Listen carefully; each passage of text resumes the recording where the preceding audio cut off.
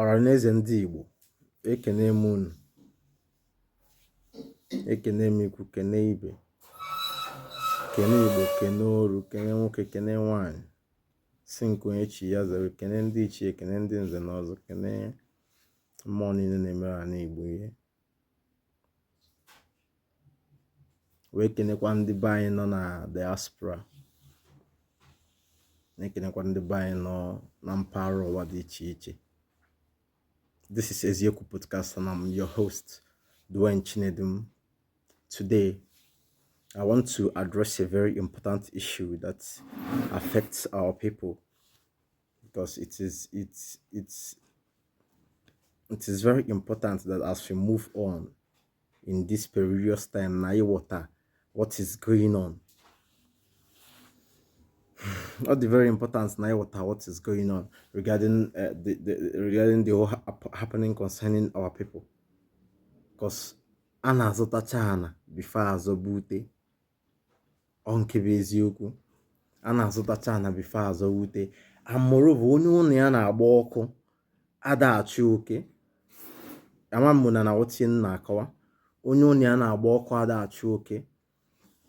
Ndị nna abịa ịda aka na ntị a mostly bụ ụmụnne anyị, all these our siblings and brothers na-anọ online ihe na ọ bụ gị na ndị binya na-agbawo, gị na ndị binya na-arụ aka n'ike esi n'imi ụmụ all these our siblings, every Igbo person if find the onwe gị within the category of this Igbo people na-anọrọ online, both on Facebook, Instagram, ịnọ online ihe nọ gị na ndị binya na-aba nta na-akọ ọnụ na-arụ aka n'ike esi n'imi.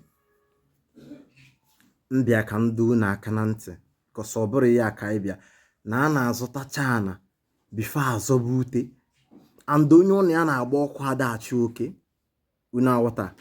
Onye ụnụ ya na-agba ọkụ adachi oke ka anyị hapụ na ụmụ unnecessary destruction. Because here yesterday I was privileged to join the life of one of our brother, Spirit Almighty, and there are a lot of discussion regarding the progress our people have been making in the awakening that is going on. Big shout out to Namen TV and also the tribe. Also, these people are doing marvelously well with the Spirit Almighty. I was in his life yesterday. So now our people see, now our people are too emotional, now our people see treat, now our people see a hapo iya biare kokobi yozo. All the very, very appalling. All the appalling because obro ndị Igbo si no nwoke no chọgụ nwanya enwere akọ, mana kịta bụzi ụmụ nwanyị na-anọzide ọgụ nwoke a na-akọ na ọ na-akọsa asịrị ịpụta gị na ndị binya na iwu na aka ịmakwa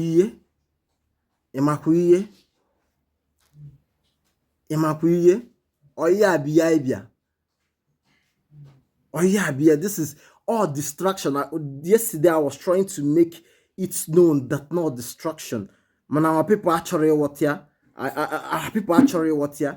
We should. I go see na iwopu nwa ipo na agwararo do otu ahụ, because onye a na-ene anya adọrọ mma ikpo ntụ ịghọta.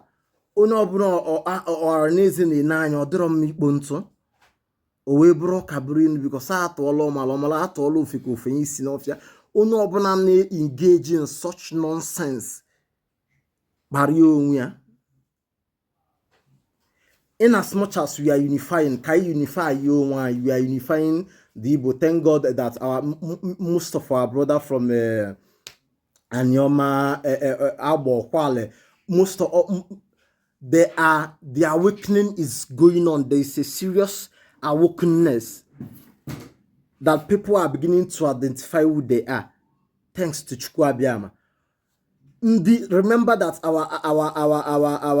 our aggressor, ndana atwai ka atwa maybe aso ukpo Igbo so that kode ndana atwai ka egbu anyị onwere mgbe ha ji dị happy na anyị na-achọ ime udo, na anyị na-achọ ịmara, because ama na the key is in our unity. The key na our unity. They will always look for what is called ocean provocateur to provoke us. E provoke oge hapụ ihe dị mkpa ị ga na-akọ na gị na ndị Bini a na-agba egwusi na TikTok. Esi na ya ndị Bini, oh nke the guy not there, one of the guy not there. One of the guys not there, he was making points. Onwe ya ọ na-ekwu, ọ na-asị na ndị Bini na-akọtọsị afa ndị Igbo, na ọ sị na ọgwụ niile rụrụ arụ, all the fake drugs in the markets, na ndị Igbo na-produce ya. Na all the fake drugs in the markets, na ndị Igbo na-produce ya. And so on and so on. Ihe ndị nne na-ekwu. Na ya nwa mere o ji achọ ịba nta ndị Bini na ọ ga-egbu nka, a ga-eme nke ka inye ha gbazgbozgboz. Ọga ihe anyị bịara abụrụ swell ka a bịara ịtụ.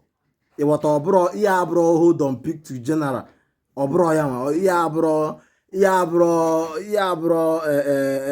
ompa choito, ihe abụrụ ya. The movements of the liberation of our people is paramount to every other nonsense. I kwesịrị ịbịa dị distracted, hapụ ịchọ ka anyị nọwo ọgụ n'ime onwe anyị. Spread the gospel.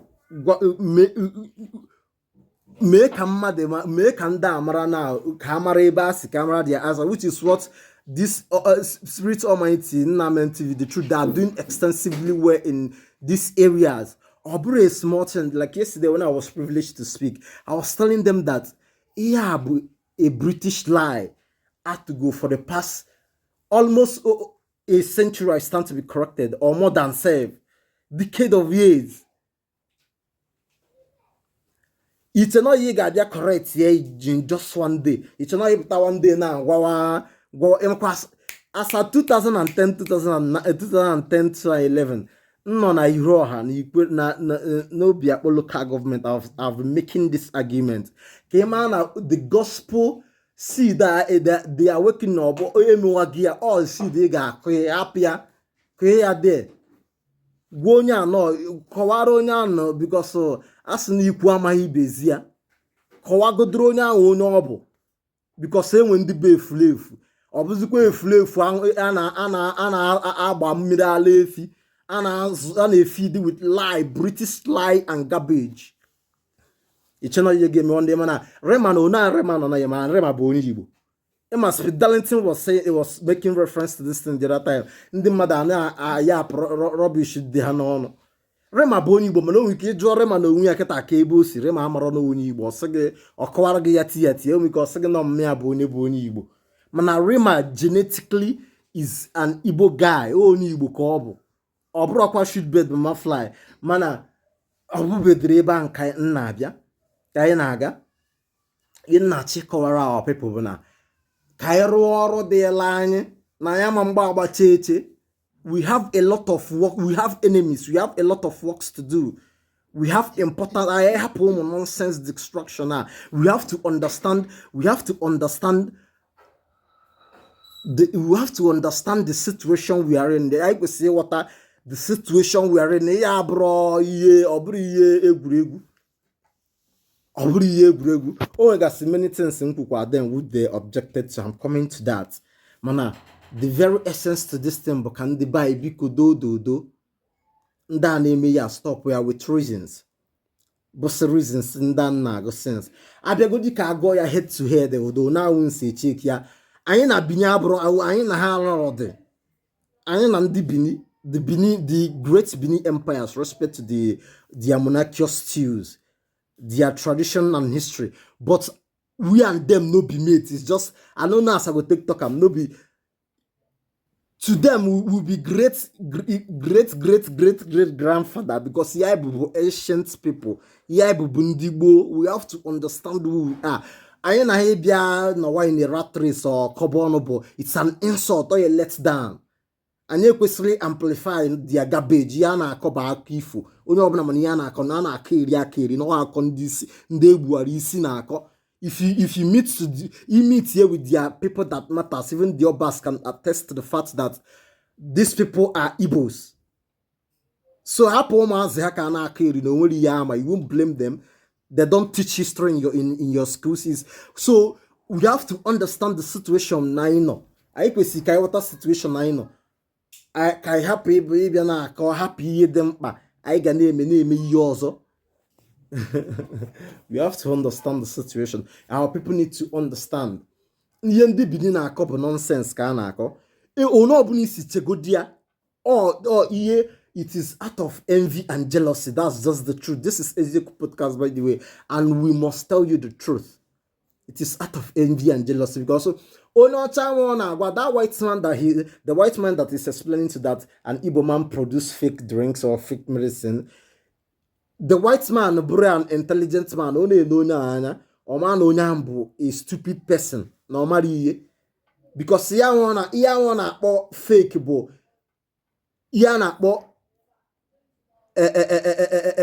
Healthy competition, because we are also trying to invent in our own way. Our way and that of the West must not be the same. That is our own ways made that now, but our uniqueness. So if you don't want to buy from our product, you go and buy from whichever brand you want to buy from. We produce it in our own way. It is because an Igbo man is the one producing that medicine. That's why you are calling it fake. You are very stupid. It is because an Igbo man is the one producing the drugs or the drink or whatever. And maybe because of the a situation of Nigeria, he is unable to register it or get a license from NAFDAC, and you are tagging it fake. You are very, very stupid. It is stupid. The white men understand this situation. Then the whites black monkey. It is healthy competition. Competition is very, very good. They both name competition and they failure. It is healthy competition. That's what it's called. It's because you are wearing Venti. You are wearing Versace. You are wearing Fendi. You are wearing whichever brand you want to wear. And an Igbo man in Aba produce his own type or fake. We produce ours because we want to produce, want to generate something to the global GDP. GDP. Want to generate something to the global GDP. We want to be industrious. We want to harness our talent. We want to showcase who we are. We want to be ourselves. That is the whole essence of an Igbo person. And you have been envy and jealous. I know abuzin di wo kwesi ma iye puta ina amplify ha ga yega ka ina anyị na ụmụazị anyị na ndị anyị na ụmụazị anyị ga na akpari onwe anyị ebe anyị nwe greater enemies to fight. Chineke nna mere unu nche ebere. May God have mercy on all of you. We should focus on the objective. We should not, our eyes should not. Said there is a reason why it said my eyes is on the goal.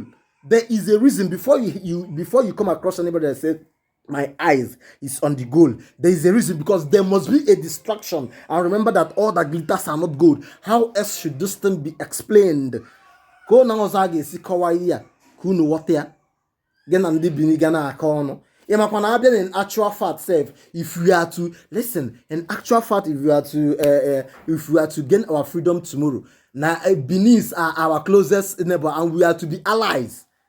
Yes, we are to be allies for our common faith. That is politics, global politics. We are to be allies for our common interests. May God have mercy on all of you people. Una pogodi ega zotana. Una zotaberana. Una noye na azute na anu ogo. Gị na ndị Benin na-akọ ọnụ. Ajụọ gị esi na Igbo odogwu, esi na ya ma ihe. Ị na-aza nke nwa na South Africa, na-aza nke nwa na Keyebi. What is your problem? Keye na-eme ndị be anyị.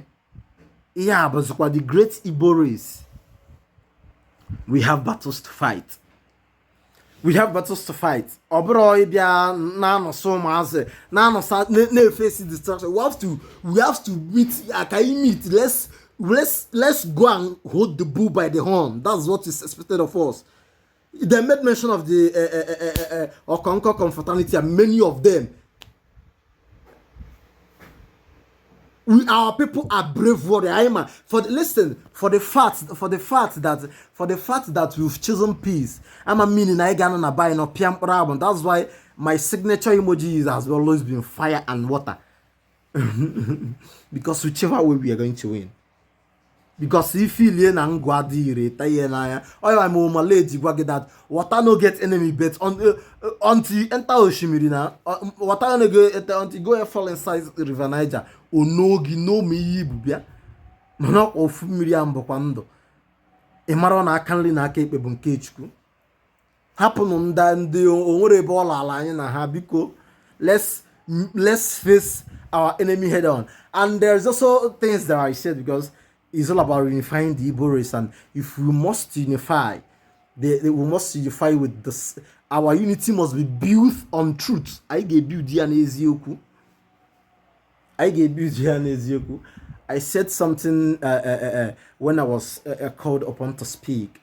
I made one thing to another. I made mention to the fact that Nanyuku, one of our great ancestors, Nanyuku Louis Ojuku, that he, for one reason or the other, was involved in slave trade. Oko Igbo and Benin ha chọrọ tabum. Achọrọ tabum. Eziokwu na ya mansa mmadụ ada ihe na deti ya n'iro mana ya ngwara unu bụ eziokwu. Can go and make your findings. Make it find na ọ bụ na asị I will publicly apologize mana ihe na agwa unu bụ eziokwu. Ihe na agwa unu ọ bụ ọzọ ka bịa ka anyị bịago dị ka ịkọwa ya gụọ abụ onye Igbo sef ọ ma ihe ịma na during that time na slave trade bụ one of the greatest business and anyị bụ ndị na-emete business ọnụ anyị na onye Igbo bụ ebe ọbụla business ọbụla na-aga aga ọ na-eme ya nke ihe ọzọ ịchọdị ka nkọwalụ ịchọzi ka nkọwa aka oyibo nsogbu ọka ịchọ ka mkpọzi okwu afa ịchọ ka nkọwa aka oyibo nsogbu ka ịchọ ka mkpọzi okwu afa. Even in this current time self, most of arguably okay, arguably most of our politicians not into organ trafficking. Can you be different from organ trafficking and slave trading? So Ezioku Bondo, this is Ezioku podcast. Far away from that, Yemen Jigwa had this temple. Hana atakasị ndị Benin na-akpọ ndị na ndị Benin ji mee nke na nọ ndị Benin bierera into slave trade na-akọ inyo na-enwere isi rapụnụ ndị Benin aka na onwere ihe gbasara anyị na onwere ha bụ na they are inconsequential. Anyị kwesịrị ya amplify ya ọra ala anyị na ha ịghọta onwere ọka o siri anyị na ha na onwegodi ka ndị Benin siri mee slave trade ọ na ọ bụ ụsọ ka anyị hapụ na ihe taa n'abalị ka ọ bụrụ anwụnta. They also made mention the fact that na Benin amammasị na the then ọba nye go on advice to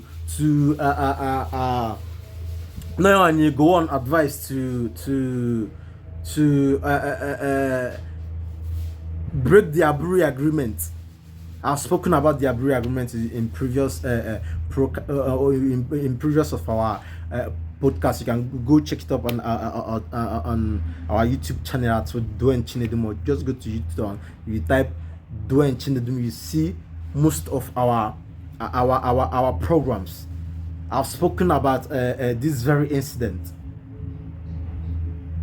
Na Aburi Accord already the major onwere ihe gbasara ọba enwe the right ịbịa the major stakeholders, the key players are the British. All the British go and ask every intelligence unit, go and ask the FBI, the MI5, CIA, every intelligence unit we get these documentaries na enye free of charge eba. It's an yana maybe global politics ka na agba. All the British government in you go on advice ya jo yemer agree na aburi man aburi ya bịara ikuzi tata na we've spoken about it in our previous book. Go on YouTube and check it out. This is Edioku podcast. All the maki while you are hearing this thing you share can invite here your people, tag and them mad because we say nothing but the truth with facts and figures. Ndị bai ga-ama ọ na-ese ma anya brought out onwe ka ese ma argument ọ bụrụ when two people are talking nobody is talking. Ihe ọbụla m ọsọ go di m na-ekwu remember that life is built on that opinion base mana superior arguments we always carry the day because what makes us human is our ability to reason. We must always learn to reason unbiased. Our people are happy in our emotional in politics you don't have permanent enemies, you don't have permanent friends. Our people gonna emotion gonna bring their emotion all the time. Too emotionally attached. China say makana anyị nwe link to Israel and you na-emezi expect ka Israel nka bịa gburu happy Iran a na-anọ sọgụ bịa zọpụtawa gị onye mgbu ịma na Chineke na-enyere ndị na-enyere onwe ha aka onaka o sidere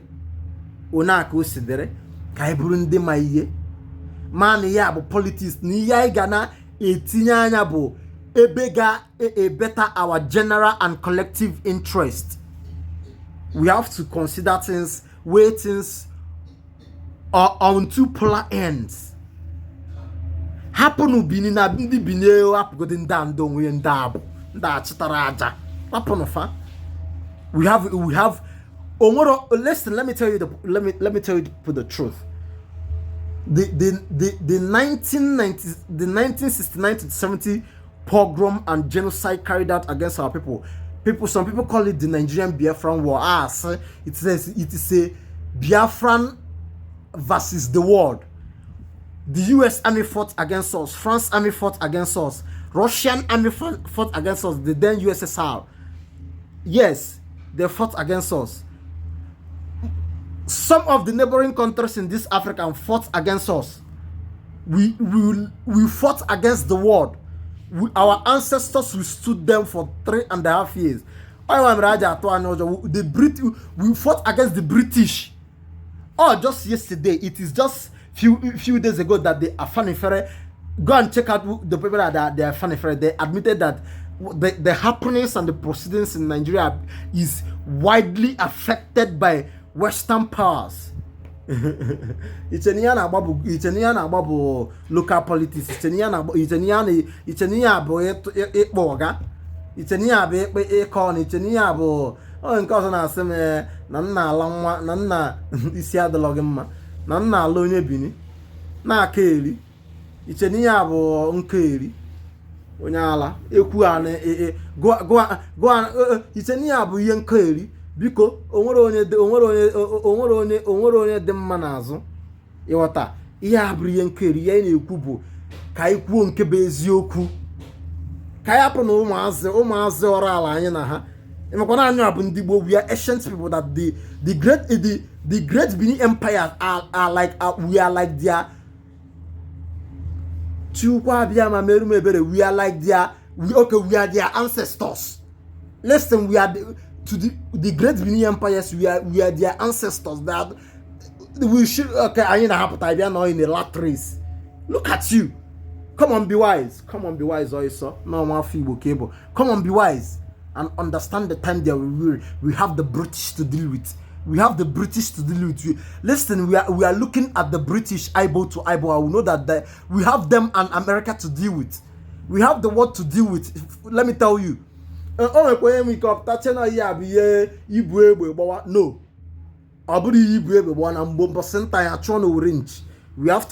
we have to destroy and inoculate. We have to bring to foolishness and nakedness the British lie against our people. We have them to deal with because the British lied to the world. They know They know if there's to be a probe on the direction that they have, that they are going to be indicted in several ways. But that's the story for another day. We have them to be deal with even up to today. The Nigeria independent on paper. We are celebrating 64th birthday. Independent in Nigeria, but JB on paper. The British also influence and controls. Number 10 Downing Street also influence and controls what happens in Nigeria.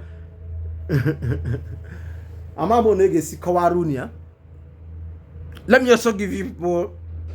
Let me also make an illustration and give you people example of what just happened. They just concluded general election. P2B now. What people now say, listen, P2B is a distraction. The British single-handedly sponsored P2B. We all know that. The whole labor, the whole thing. P2B has fancy offer, very nice, but the P2B knows, man, all by the system cannot allow him to enact that policy. I've teach this thing several in our podcast. Go on YouTube, because the system is fraudulent. Or a game of number or politics. Aban the House of Senate, got 12 votes. Can the put a near on a book make and the equator? The North, Ndubu can representative. So on that place in Agagodi, it cannot work. The system, the cabals. You don't know if you've not heard of the cabals. Zoni kai mandai na no kai gatie ham gbadan la unisi. I woten do o wendi no chira anyo san apigbo ha. Ni e bu mmiri na oku. Oy wa mra iji na iji uda aga because na ada du bucho no ogu before tupu arabia. Oy jugbo dike na ofe kpori ana magafe ebe nnia. Ke ye na eme I pata ya na distraction anya. Let's understand the time that we are in. Kai what time I no nimia. I mean, most of you should be listening to Simon Epa. Now listen to Simon Epa and they deceive you distractions. A variable distraction. Simon Epa is deceiving many people. Playing on your prejudice. See, na politics when chori on the buy ne ya na eme. Wopu sentiment, wopu feelings, wopu sentiment and religion. What they say about one place. Sentiment, religion, and tribalism. They say about that place. Come with your open mind. The threats you get. They say go dry one place. What sentiment? What religion? Okay. What tribal or your tribal bigotry? It's a good day. The tribal. The tribal Igbo. Mana. They're quite flexible and easily to occur to superior arguments because Iyemeraji Brundibo. Eziokwu ka iji aga because eziokwu bụ ndụ. Ani bụrụ onye eziokwu ị ga-akwụrịrị n'eziokwu. Eziokwu bụ ndụ. Hapụnụ ndị a ka anyị nọsa ndị ka anyị Awụsa abụrụ dị mkpa anyị Fulani ka ha nchapụta ụmụazị. Anyị nweta anyị eti ya ha ma ọfụma mana anyị achọrọ ọgụ. Ọ bụrụ ọgụ ka anyị na-achọ. Ọ bụrụ ihe anyị ji bụ udo because udo ka mma. Mana anyị ama na baị nọ pịa mkpụrụ amụ. Ọkụ na mmiri ka anyị bụ. Ụmụ Chukwu oke abịa maka anyị bụ. Ọnna ịba aka nri na aka ekpe. He is the prince of peace and is the prince of peace and the consuming fire. Na ịmara onye Chukwu abịa ma bụ. Ị ga jụọ ese. Ị mata onye ọ bụ. Hapụ ịdị na-eme ihe. Hapụ ịdị na-akọ. Hapụ ịdị na-efesi destruction. Let's focus on the goal. Because etere ose ụmụ Chineke ga-enwe mmeri. Man, all the important. Kai what are the time that we are in? Kai already deceived. Kai when we can you call my mirror on up and all Kai when we can me to do the right thing at the right time. In as much as we are unifying the Igbo race. Kai ne unify you my happy say you tune down ako. Hana ako you obna na ako nso badro ma kai ne unify go do wine. Ka emakwana bona boy boni Igbo. Burna Boy, yeah, if you go Igbo, Fidelentin the other is saying Burna Boy don't have the right to call himself with the good. Keneko. Burna Boy Bukoni Igbo. Man happen go in. Man, a job boy, no, I don't know about Igbo. Man, ya buya need the Mesika, Ozioma Chineke, I need the one with facts and figures in Ezioku Chineke. I thank God for the life of Spirit Almighty. Ma on television. the tribe, this people are doing extensively. Na akọrọ gị history gị ndị owere si n'ihe na-ajụ eji mmadụ eji nne ha o wee bụrụ ka bụrụ inu hapụnụ ndị Benin. Unu amakwa na enwere global conspiracy that the British have succeeded to sponsor a global conspiracy against the Igbo people. Enwere a global conspiracy. Hapụgodị na onye ite no Tinubu bieji anya nabe. Hapụ na ndị Nigeria na onwere ihe abụ. Ite no Tinubu bieji na ya nabe. We need to awaken the consciousness of the I need to our plight. Can you focus going on the objective? Obro yipụtaga na akọnụ na social media anyị nwe ga-eji propagate the plight of the Igbo people, the beautiness of our people, the show tourism, many things make our people matter that Southeast is a very peaceful place. No worry, the kind of security in Southeast. 100%. I look at if forget that currently there's something happening currently now. That the chief judge of the federation have reportedly rejected the recuser of Justice Binta Nyako, stressing that various reasons so the reject hereby returning the case back to Binta Nyako. These are things that are happening. Our people need to be awoken to. Gossiping them about travesty of justice. Complain here to the plight of the world. Ka awati ya iye neme. Anyara piano kagena ndi Benin kobono. Isi adroge mma. Imari iye. Kagena ndi bi iche na ogo ojosa agbakuru ogo ama na ogo bonwu. Enwe a global conspiracy against our people. Before we must go to war, we must come to war prepared, young man. If need be. Anon boye jitete kachi ya jifo webro kaburinu kusa toro mara toro of confiance no fia. Nisi adroge mma. Ana akako the boy no there na ase na mbo mazi. One of them no na ase na mbo mazi na akeri. Oyo akpata na obo one of these children am na 1990s. One of these children am na 1990s nemu a anya na ase na mbo mazi. Isi adroge mma. Mana ka anya pon kan na anya bịara egbe egusi anya bịara ịkọ na anya bịara ya n'ọgụ anya bịara ya n'ọgụ ya bịara ikwu nke bụ eziokwu because you must know the truth and the truth shall set you free. N'Igbo asị gị na eziokwu bụ ndụ. Ka anyị focus our energy ime ka ụdị mmadụ Burna Boy mata na onye Igbo ka ọ bụ. Ka anyị focus our energy n'ime ka Rema wata na onye Igbo ka ọ bụ. These are things we should focus our energy on. Hapo kwado matter the time that we are in. Matter your name. Anyway, global conspiracy against our people. After the war, the British made sure that they tried to annihilate us. Most of the reports and documentaries that different organizations and government bodies have against us are falsehood.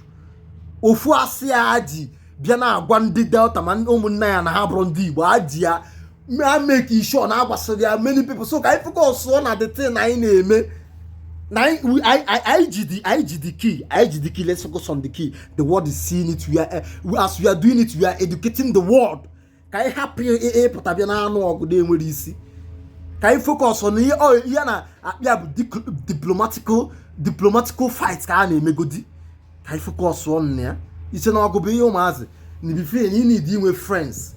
You need to build many relationship. You need and to do these things. And we don't have we are still. I would say maron or dino. Now you need the only thing the only weapon I jibu is yoku. Kai will raise yoku naga. Obre putane na ya niye nemorisi. Na kotu. Kai will raise yoku naga. A global conspiracy against us. Ona ifu Julius Berger bo ndị nwe onwere amari ya na-akọ Nigeria is started up as a company. Oyanwa the modern day Unilever. Be that story of for another day. Owned by the British, by the way. Nekwa Julius Berger or Germany we are da akwu Julius Berger go na dollar. Ye ja akwu Julius Berger go na oil like bi je akwu ho go. It's in a countries, my USA, many of these countries which are interested in a benefit na this existing marriage ya na-akpọ Nigeria. It's not this na aga happen anyị now. Anyị kwesịrị ịga nụọ ọgụ bụ ọgụ. Ọ bụrụ ịpụta gị na ndị binye na-akọ ọnụ. Ọ bụrụ ịpụta gị na ndị binye na-akọ ọnụ. We have important things to do. We have important things to do. We have to make sure that the world knows about our plight. We have to use the potency of social media to educate our people on our ground. Day by equal. No one's equal. We equal knows eziokwu. And in Kebe eziokwu, na self-determination is a universal right. Ono obunawe. Niye na yo be a date for a referendum. We want to govern ourselves. Now the union is not working anymore. The system kaiji. Na oda work.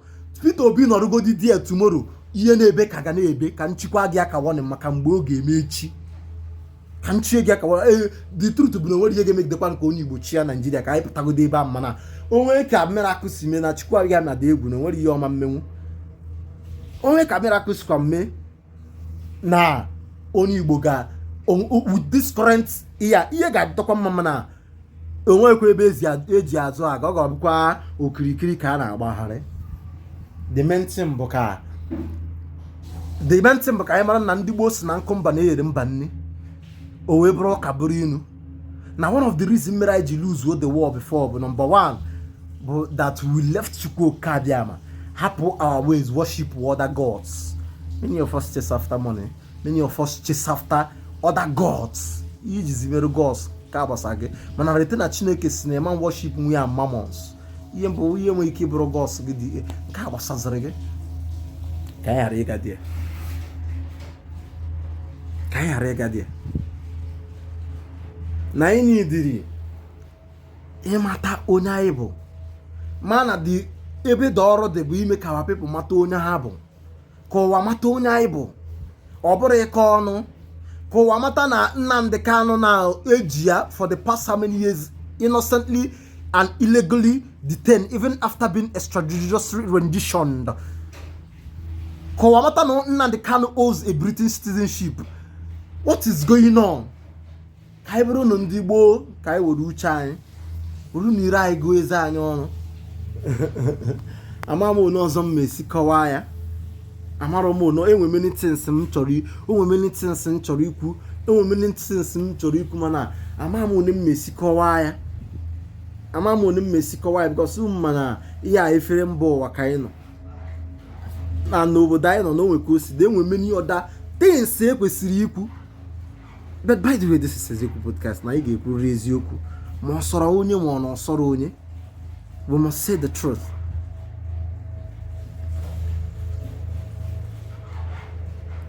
It was the British that advised Gowon to go against the Aburi Accord. On the British. The British till tomorrow can we influence above Tinubu self in Nigeria. Man, I can watch young global politics. Man, matter that we are people that have been marked out for extinction. Worira igwe zayon onwayon no pako onwayon no. Chero onwayon. Kai run of the kai happening this guy happening distracted. Ama mo no zo mesipo ya. Kai happening distracted. Bikun. Kai happening distracted. I thought maybe I go based on the game or anything. Man, I happen distracted. Can focus on matter that the struggle regarding our people bo ye gabo to pity on it off ma can you mean the right thing at the right time? Can you mean the right thing at the right time? And we many it things the wrong naga on kita in a half. Nigeria renewed their interest of joining BRICS. Nigeria renewed their interest of joining BRICS. Nigeria officially raised this point there. ndị mmadụ a na-akọ ya ti na-ene ndị mmadụ na-achị ọchị. Eziokwu na ịjoin bris dịkwa mma o, adọkwa m ekwu ụmụ ụfọdụ ndị na-asị DC ma na sọpọtụ za Amerịka, ma na sọpọtụ za Amerịka. Amerịka adịrọkwa mma, the America dị very very deadly. Amerịka adịrọkwa mma, mana o nwere m kwuru mgbe gboo, o nwere m kwuru n'ikpeazụ ka mara that these countries are nuclear powers. Kọntrị ndị a niile n'anya bụcha nuclear power. Ya ọkwu ihe ọbụla a na-eme ka anyị nidiri iji uche anyị na-eme ihe a na-eme. Kọntrịs ndị a niile fọ bụ si nuclear powers, and onwe achọghị m ịkpọ okwu afọ, enwe cross section of them that believe in depopulizing the world, because ma ikwu m ibe believe in depopulizing the world, and I use Africa as an experiment. Reason being that enwebere a power, enwebere a government from Africa that could able to command global respect. Chineke na mere ka I focus on near them power, ka I focus on near them power. Onwebe country no Africa. That is what Gaddafi tried doing. They killed him. Onwebe country, onwebe leadership. All these your leaders under isisi atisaro hamma. Ya na agasi eba ya bu puppet. Onwebe ya emakwana for the past how many years Africa no na UN. No onwebe ya na contribute na. Oh yesterday kaka me they officially recognized.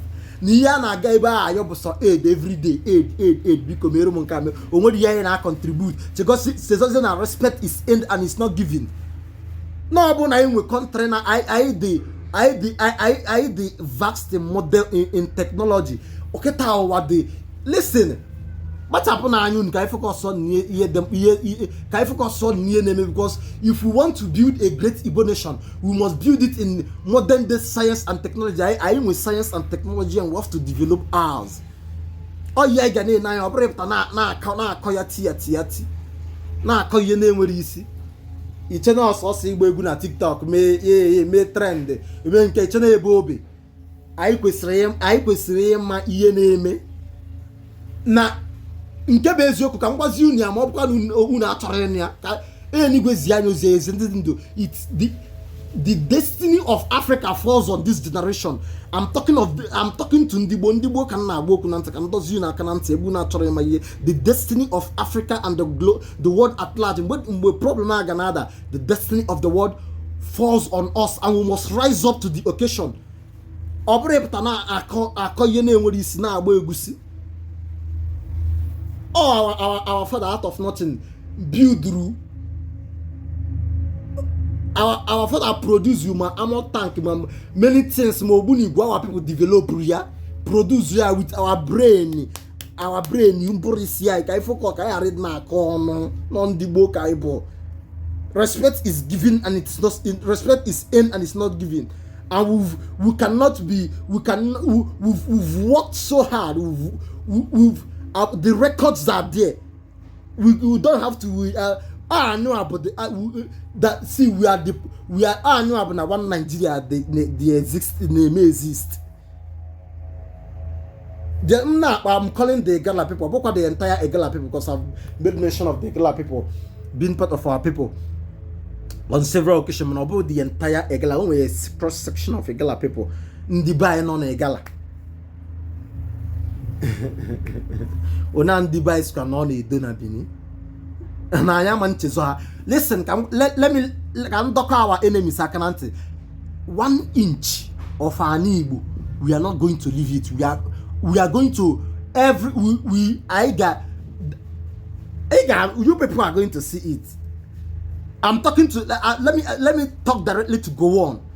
You know that him and I the Nzogu after singing all the Nzogu coup be breaky after singing all the Nzogu coup be breaky the regional government thing in Nigeria. But it's a very big fat lie. I say these are things we have to be educating our people on. It was it was Yakubu Gowon that broke it, because before the war, Yakubu Gowon have introduced states. The introduction of several states were introduced about 12 or thereabout, formally introduced, formally break the regional government. So no one cause any other garbage na akeri onwe ya bụ eziokwu. You need the because you need to know the truth, and the truth shall set you free. Ka anyị focus on ihe dị mkpa, hapụ ịga ka ihe anyị na ndị Benin na-akọ, ndị bụ ụmụazị anyị. The Benin, the entire Benin race, we are their ancestors. Yeah, we are the ancient people. No matter when you get see where go, you know when you see chore go or rara anya na ha. Ye name have normal envy and jealousy. Name other ethnic nationalities in Nigeria. They are not left behind. It is their envy for an Igbo man that we kill them. But let's leave that for Chukwu Abịama. And the word that led to be the judge. Manakaye no ogwa ikwesireno. Now that it falls on us to build these things. Mara na ige tisi ara no muye. Mara na ige miye ikwesiri ime.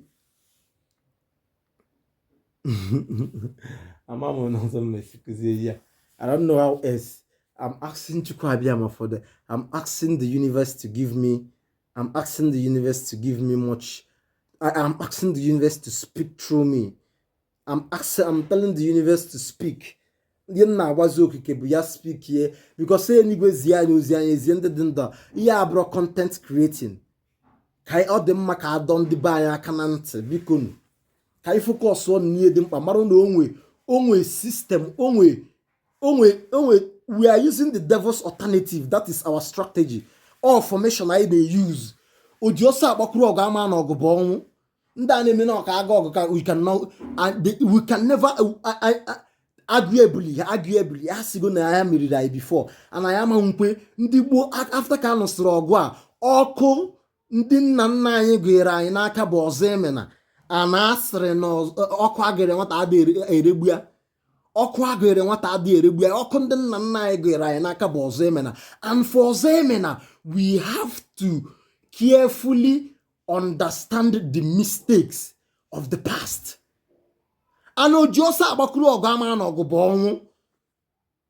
This is the era of nuclear detonation.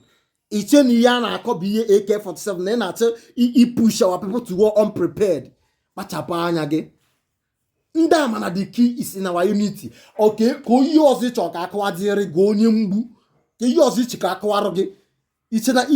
Biafra is the last miracle. Biafra is in the spirit of Chukwu Abịama. It's in the gift of Chukwu Abịama to give. Yeah, Biafra, Biafra, not no. Let me shock the world. I want to shock the world now. You see that thing we're choosing people, they talk say, them begin chivalry. All the command at the point of death is just like somebody being at the point of death in a situation where you know nothing to do. In a situation where you know nothing to, you don't know. In a situation where you don't know any other thing where you go do, you don't know if to go to your left or your right. Instead of calling God, calling Jesus, call upon Chukwu Okike Abịama, the God of Biafra. If that thing no happen, no say. You know, say Chukwu Abịama no say nothing like the universe, because he's the creation himself. He can never be compared with what he created. That's why Anamaro Naigi see Kawaya, he's beyond the level of God. Will you shut your fucking mouth up? Nobody calling him God is just like an insult. But please, people should not take me to the spirit. I don't want to digress much further from what we are saying. I don't want to enter deeply in the spirit, because I'm already reading this realm.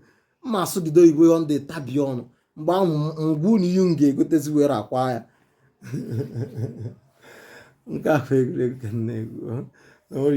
But ezioku bondo, and we are telling you the truth. We want our people to be informed. We want our people to understand the situation we are in. Now, one of the things I lose the war bona. ndị be anyị nwere the capacity to fund our media outside the country, this outside Nigeria. Ndị be anyị nwere media. Ọ bụzie kịta anyị nwezi media anya ịmakwa the power in telling our story. Anyị ga-eji tell our story gụọ ndị mmadụ, because mitiri mkpu mesịrọ na ị na-ebe onwere onye ga-ama ka anyị na-eme n'ihe dị ka anyị zuo unu media mee ihe dị mkpa ka anyị nyere ndị be anyị aka na-eme ka anyị zuo media correct ya the British lie and propaganda against our people. These are years and years and years and years and decades and centuries of lies against our people. We are the British. We are the British. We are their ancestors. Their children. The British. You see this British you are looking at. This British. Go and read the Wilson Commission, their own documentary self, even no matter how they want to dilute it, to shovel it, but they still recognize the fact that we are great Biafrans. And why are we acting so sheepishly? Why are we? What is the problem?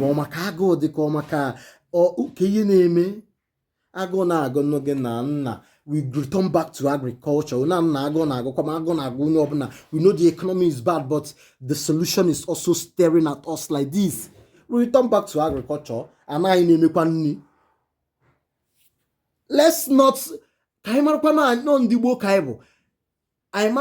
have people the need of the stomach put so above the need of our collective interest or the need of the future.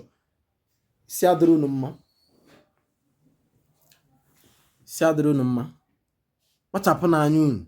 Let's not be selfish. Ana akwado ano nkwado abi ya na fo eme ano yudo ka iji ka wa maro our plight ka wa maro na eziokwu the prodigal son have actually returned to his family, because we are all children of Chukwu Kabiama. We are the children of light. Only one nasana onye ebanke onye ogwashi onye umunede onye anioma broni wo na obomonne na one Niger Delta no yedeta isi adrogi mma imara ihe no umunne gi bo sinda kai noro kai arrive na enyerukwu nda aka na egbu kai arrive na enye nda reasons to further divide us, because say divide and rule tactics. The key is in our unity, and ihe ji enwete unity bụ udo. Uda bro na ga na ba ka ncha mmiri ba anyị ga na mmiri ka ncha ba ya na ya na ba ya na pampro amu. Uda bro kwa na ụdị nke ndị Nigeria no ụdị nke ndị UK nyere ya, ndị Christian nyere ya, sị gị no ama agora side to no side aka amagwaro gị ọ bụrụ udo down mana ihe anyị ji bụ udo. Na ana ajụgbucha mmanụ ọkpụ n'ogwu tupu arabịa what we are amamo n'ọzọ mmesikowa ya.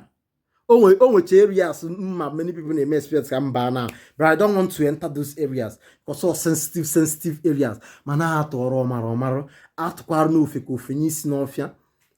Na ya bụ things you ordinarily and genuinely need to know. Yeah, but things you ordinarily and genuinely need to know. Mara the time we are in. Mara na any di kwado na obgodi na makana ijudo bia miniro na anyị ejiro kwa ọkụ na-agba ọzara wee na-esochi azụ, mana ka anyị kwado ka ọkụ na-agba ọzara ya bụrụ dachi ka ọ bụrụ chi ka ọ bụrụ na anyị kwado na onwe eji abụrụ odogwu no mberede nyi dike mberede ka eji ama dike. Ọ bụrụ ihe a na-apụta akọwa n'ọnụ na ihe nwoke na-emebi ya n'obi. Anyị na ụmụazị ekwesịrị ịkọ ọnụ ka anyị gbaa mbọ kwado mara ihe na-eme na anyị bụ people that are being mapped out for extinction. The Islamic State a na-eche anyị achọrọ onye nwa mere aja a push for this their IDP camp open, imepe IDP camp open in ha na southeast. It is a reason to strike. Nna ya ekwu ya na yu na-eche na egwuregwu. It's a reason to strike. We don't have to embody it. Our people have rejected it. Our people are singing on her choria. My Senate like Godio. Listen, I want to tell the world. I want to explain to the world the situation we have at hand now. They want to open an IDP camp, refugee camp in Southeast in Igbo land, and we are saying that, mind you, it is Boko Haram refugees. We are saying that we don't want it, please. We are saying that we don't want it. Unapologetically, we are saying that we don't want it. Because, number one, by their story, according to them, Southeast there is insecurity in Southeast. Number one. Number two is that they said that the North have the highest landscape in Nigeria, so they have enough land to do whatever they want to do. We don't want it. That is what our people, that is not what I'm saying, you know. This is what our people is saying by burning down that university. And the decision of our people must be respected. I'm directly addressing the Senate and whoever it may concern. And whoever it may concern, the decision of our people must be respected. The decision of our people must be respected. So we have important battles to tackle. I'm prepared. Maro the best decisions. I will see me. Ezioku na NATO. Listen to me. Let me round up. Let me round up quickly because I toro maro. I toro fike face inofia. Ezioku na NATO. Na NATO ma the United States government, ma France, ma European, ma British. Na hard drum ma they are not good though. They are not good. But this is a time that we have to stand up for ourselves and show the world that that blacks actually are human. Because we don't have to rely on Europe all the time. We don't have to rely on NATO. We don't have to rely on BRICS. We have what it takes. That is what we are saying. And the world knows that it is only the Igbo man that has what it takes to bring this thing to fruition, to bring it to pass. It is only the Igbo man. The world, they know is that's why they're hiding. Listen, go and ask them. The epic center of the world, the epic center of the world is in Igbo land. But the British is still telling the world lies. I'm more Kenya or Ethiopia. Everyone has no yobo. Joa, what is that minus doing there? What is that minus doing there? Go and check it. 0 longitude and 0 latitude. 0 longitude and 0 latitude. Master, no, you be there. Open plus minus and this there. Check here. Them do. Etitio wabu anibo. Man, the British are propagating lies because they are afraid of you. I believe when I will come down on earth and communicate with man, thereby destroying their brigandous lie of a proposed heaven. Then I got tomorrow. They play. Man, I'll bring you there. You can Christianity. Go to our YouTube. You understand it. Not Hadra USA drama. USA is the only NATO. USA is the only. USA is NATO. Happens the other allied countries, which by the way they are losing. Which by the way that is the other allied countries. Oh, so how in their documentaries and policies that Africa should be used as an experimental ground. Oh, they are not in there. They go and check. I'm trying to be diplomatic as much as I can be. I'm trying to be diplomatic as much as I can be. With a USA, and you and I have to try as an experimental ground. The global view and after Africa. I mean, my HIV, I think HIV, but SIV, but after virus, my corona, my all of them. Actually, I may experiment in their bid to depopulate the world. They are no good. The US are not good, but the devil you know is better than the angels you don't know. BRICS now offer fancy and very, very nice this manner. Osua, we don't have what it takes to withstand it. We are going to fall prey. Oh, you're in what Nigeria, a member nation of the BRICS tomorrow. Look at the wars here escalate here. USA or Israel will be forced to strike that member nation. They will be forced to strike that member nation because in one way or the other, you will be donating, contributing. ma ị mara ihe a na-agwa gị ka ị marụ ka onye ọbụla kpachapụrụ anya marụ na ọgụ a na ihe a na-ekwe na ọgụ na-abịa kịta abụrụzi mgbe ị ga-asị na ndị Biafra ga-akpata ọgụ ndị IPOB na-emepụrụ iya iyo ọkwa gwara gị agwa it is coming. Ọ bụrụzi ndị Biafra na-achọta dị ya kịta ọ bụrụzi na kịta bụ na war is look at what is happening look at it in Iran in Gaza. Look at what is happening. Just yesterday, the Palestinian government through their one of their diplomatic wing now remind the USA na ha ekwesịkwa na strike Iran more support or Israel or provide their aid because of their interest, common interest, politics. The enemy of my enemy is my friend. We should understand global politics. Maroni yaiga ne negodi bu ne yine me no wasi affect ya ne ya bu era of nuclear detonation. Onumbu. Imam kwada ne Israel na ebidu kwa interception drone. Technology things happen na aya toni no na agba egusi. Ina eme trend na eme na enwere isi. Anya chọrọ ịkpakọ onwe anyị ọnụ. Iche na ọgụ ya na agụ prepared.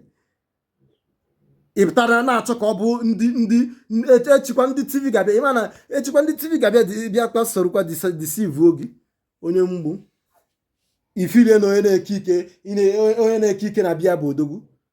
Let's go and ụdị ọkpa bịa onwe ebe men na-anọ ọgụ. We are facing the devil head on. We are mounting the British and their European allies.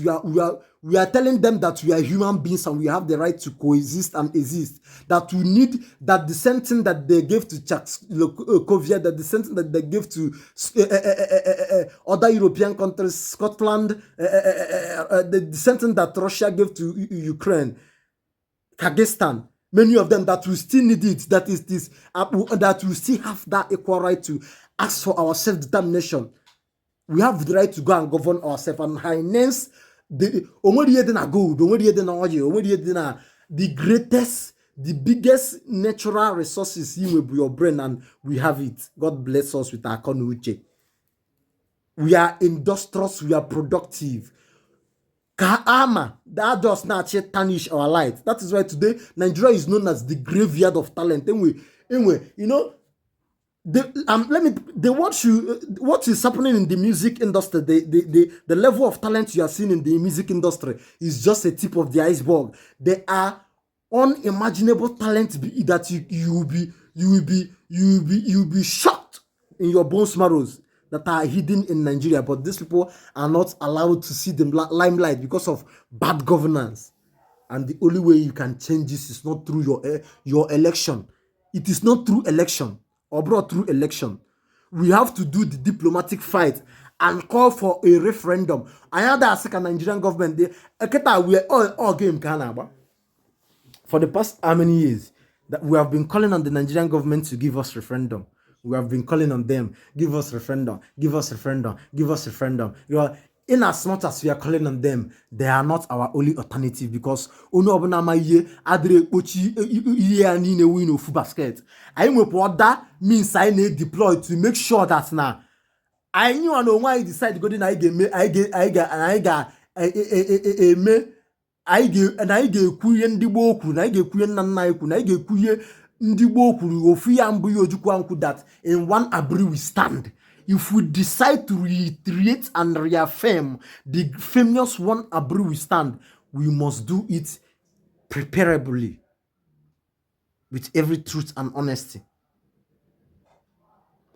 We must make sure the world understand that we have the right to coexist, that our rights have been trampled upon, that we don't want to continue this union. There must be a plebiscite that international bodies, themselves, we have to convince them, we have to diplomatically compel them to come and monitor our referendum.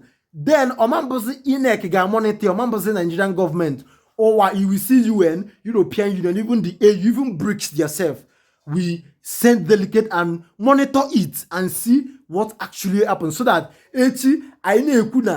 we have declared our independent state. I'm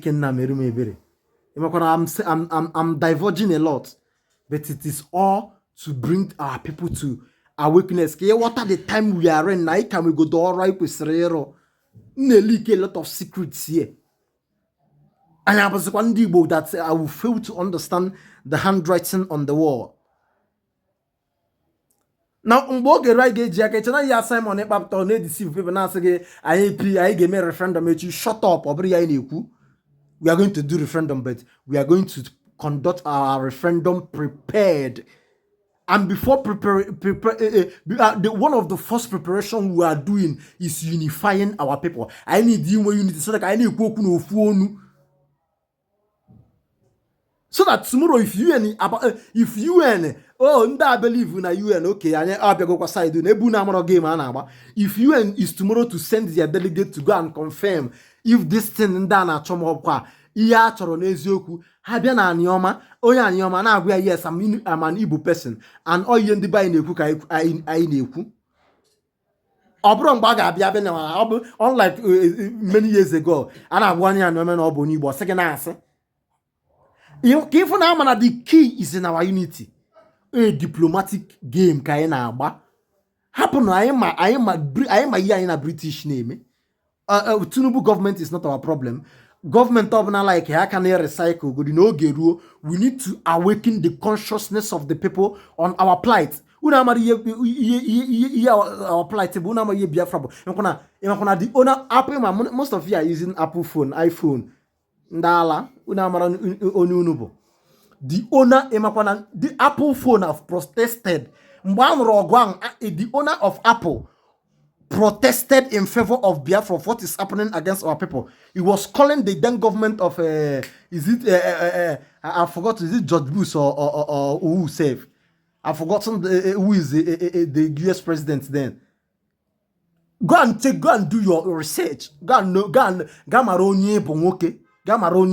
that the key is awakening our people to who we are. The key in Ezioku, that's why we are Ezioku podcast. We speak the truth. I actually am only they offended because nobody is perfect. We broke our brain. Now I need to build ourselves. So that all go another. Africa gabu the refugee place. Africa gabu a global. Now our people mandi Jamaica, mandi Caribbean, they are coming back up. It's nebe kaganata. Atwazie bomb baby man banya kaganata. I need the Ecuador. I need to disappoint our siblings. I am in the good no generational Kayano Nisi. I need to disappoint our siblings and our cousins that are in the Caribbeans, that are in America, that are most of them are in. I need the car.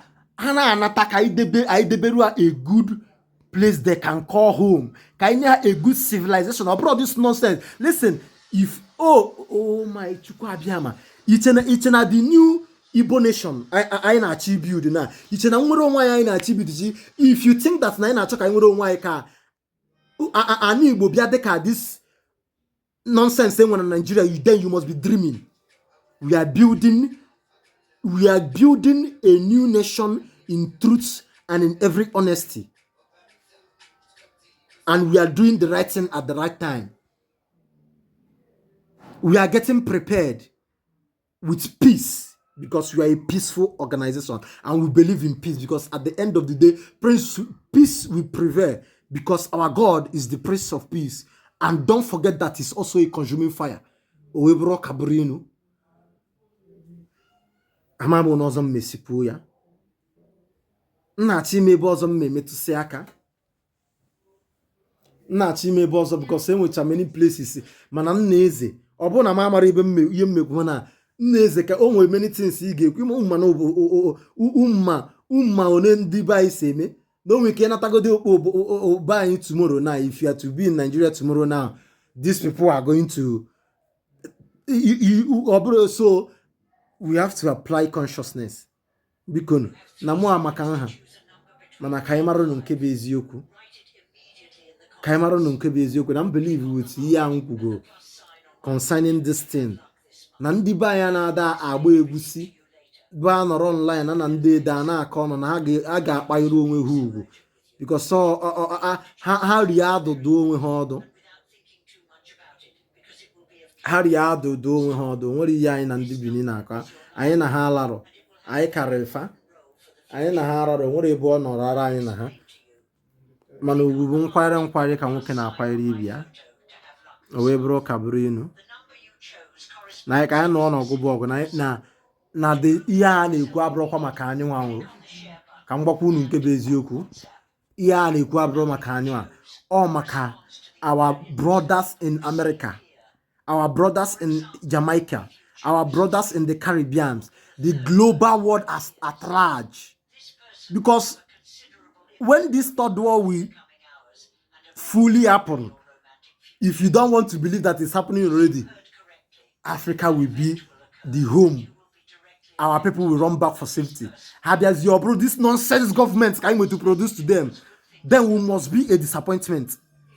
We have to rise up to the occasion and challenge the status quo.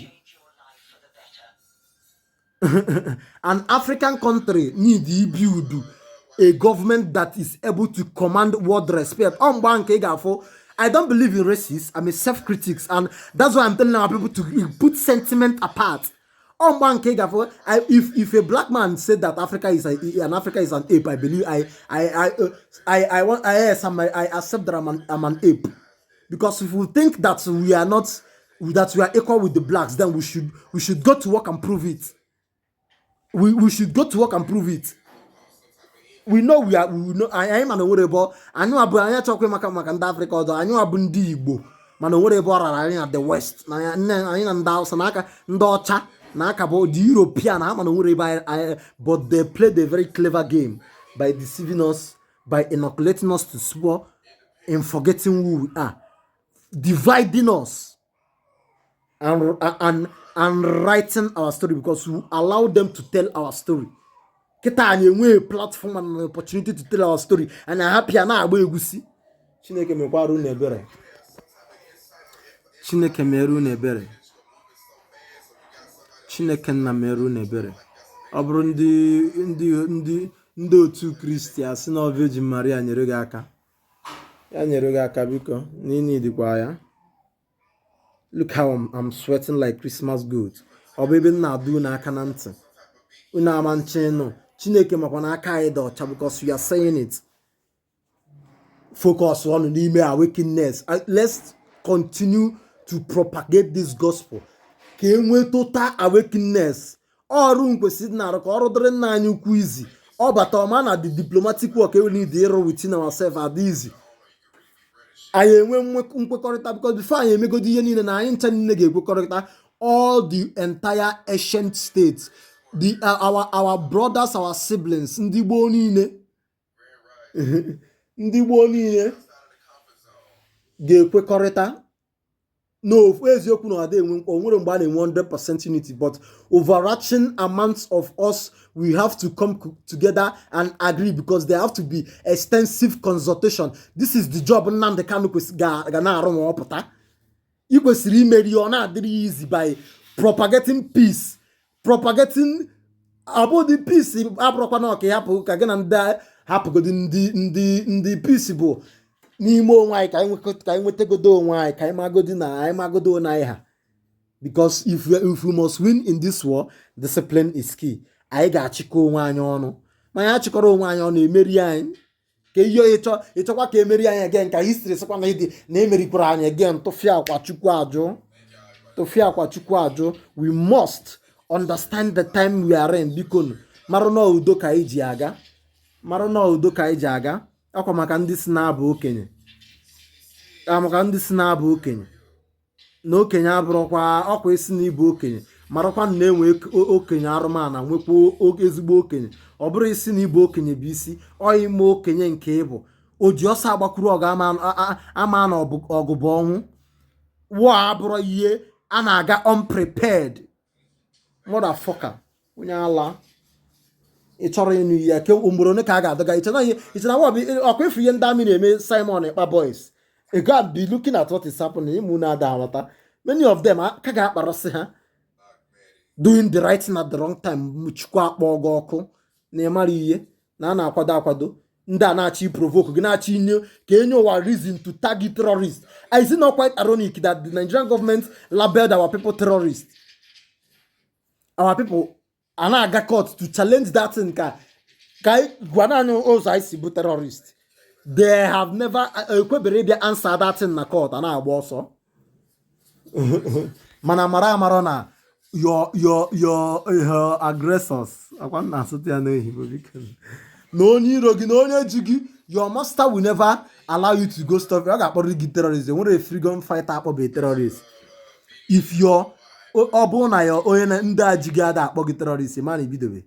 So to every freedom fighter, so to say, or people that are revolutionaries, people that want to enact change, mata bire na nnaso oyibo ọ bụrụ iyu na cause amamụ n'ọzọ mmesi kọwa ya onye ọbụla chọrọ enact change, you must be called one name or the other. You must be called the terrorist. Ka anyị apụ ọ bụrụ ndị biri na-akọ eri ya ga na-akọ eri mana ụmụazụ ka abụ anyị na-avalidate ya na-ekwe ma anọghị na-asa ha okwu ka anyị nọ na-eche echiche ka anyị nọ na-eche echiche na-aga akwụkwọ na-invent things na-etinye arụ na science and technology nọ ihe ji ụwa ka anyị ghara ịbụ ndị ga-efokọs na ihe na-enwere isi ka anyị nọ ndị na-akpụ ka anyị na-agụ